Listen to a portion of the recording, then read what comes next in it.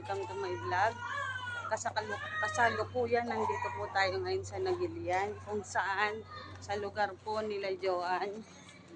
Kami po ay binigyan ng pabor ng Panginoon na makarating muli dito sa kanilang lugar.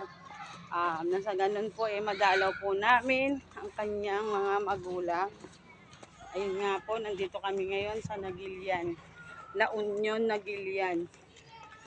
Kasalukuyan na, ayun nga po, dahil sa biyaya ng Panginoon, nakarating kami dito upang makapasyal muli at makabanding namin ng kanyang magulang, kapatid. Yan, kung saan nandito po kami ngayon pababa. Nilalakad lang po namin kasi wala po kaming motor.